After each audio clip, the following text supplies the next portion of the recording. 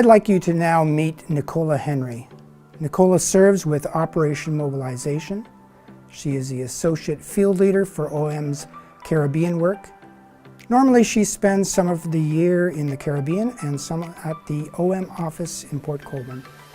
Like all mission agencies, OM relies on its support staff to keep things running smoothly. Nicola has been with OM for 8 years now. She's a familiar face here at Bethany. Please join me in welcoming her.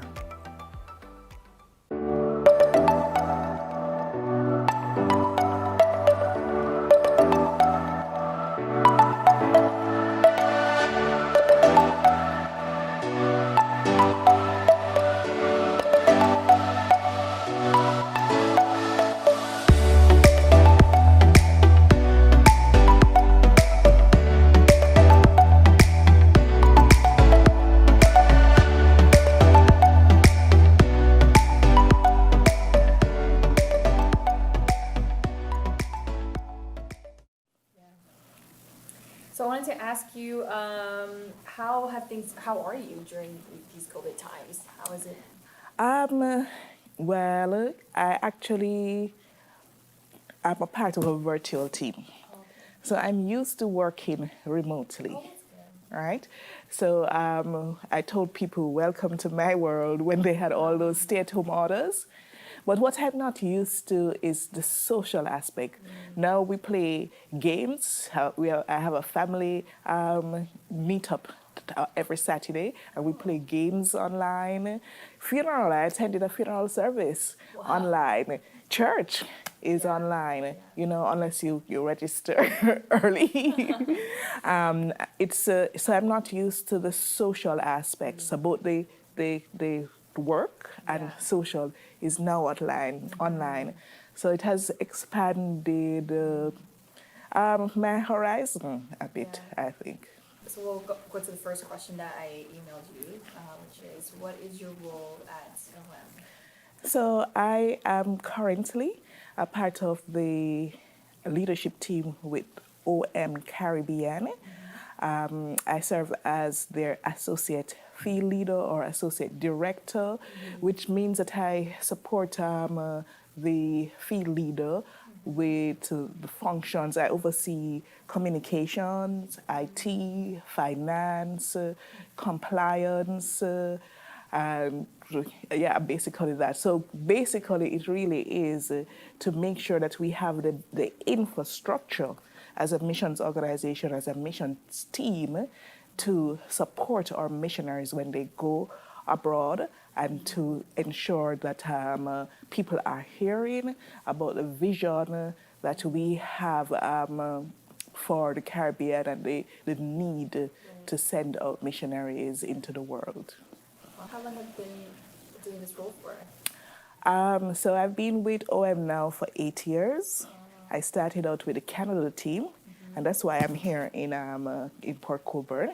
And I was a part of the leadership team as the chief financial officer with the Canada team. And then I went with the international team for about 2 years. And now I am with the Caribbean team since 2018, so over 2 years, just over 2 years. So what are some of the challenges that you face in this role?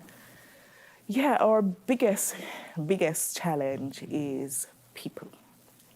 People, because a lot of people don't, they're like me. When I thought of missions at first, I actually thought about going around and telling people about Jesus every day. I'd never thought that as a professional accountant that I could use my accounting services in missions. And missions organizations actually need people from every skill group. We need communications people. We need videographers and photographers. We actually have our tailoring center in Bangladesh. We need nursing. We have a ship. We need engineers. We need we actually have a team that use baking in Ukraine to teach community transformation and also the gospel while they're looking at biblical principles for community transformation using the bakery.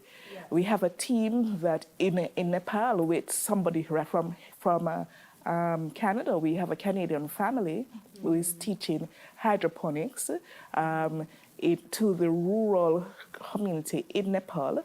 And so they're going around and replicating a hydroponic farm and at the same time sharing the gospel.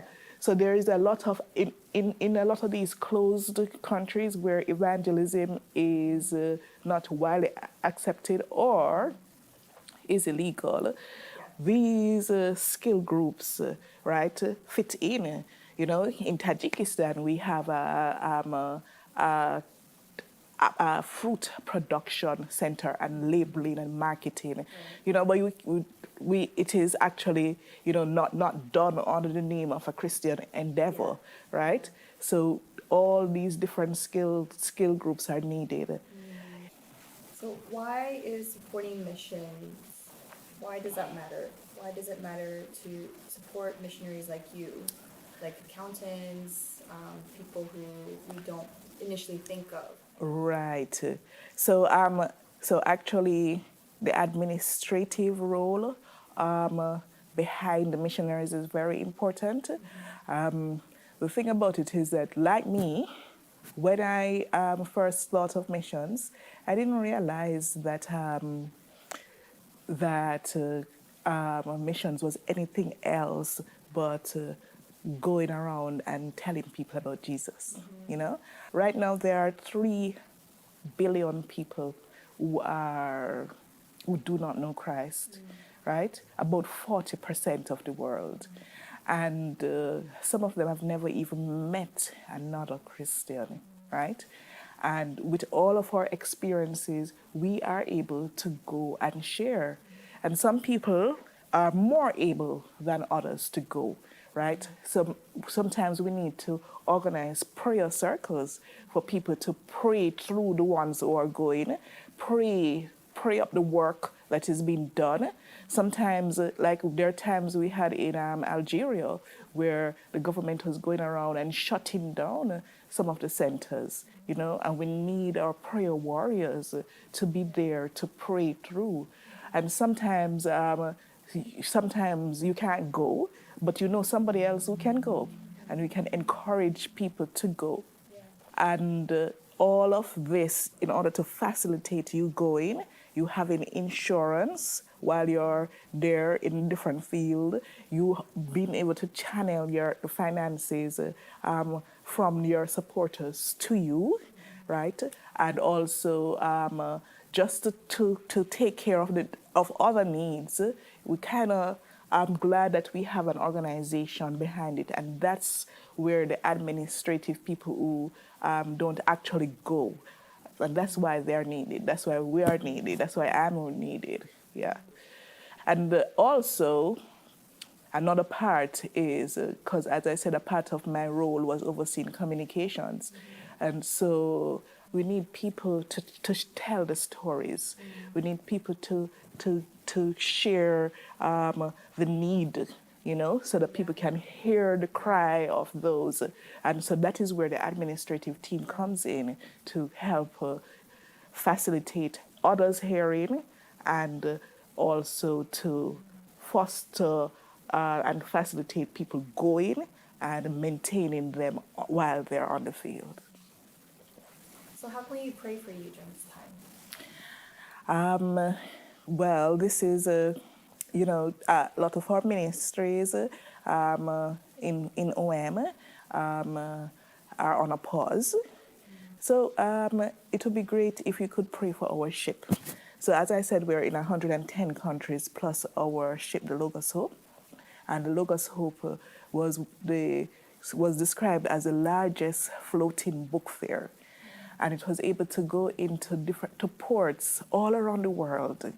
When we went to Saudi Arabia, you can't imagine that a country like that would accept the ship, right? But because it's yes, they had to take out all the Christian books while they went in, but that's our largest team of about 400 people. So once they go to a port, they are able to go into the country, right, and do a lot of stuff, help ministries, libraries, help the churches, and do construction projects, and so you could pray for our ship Logos Hope, because ports are not open right now because of COVID-19.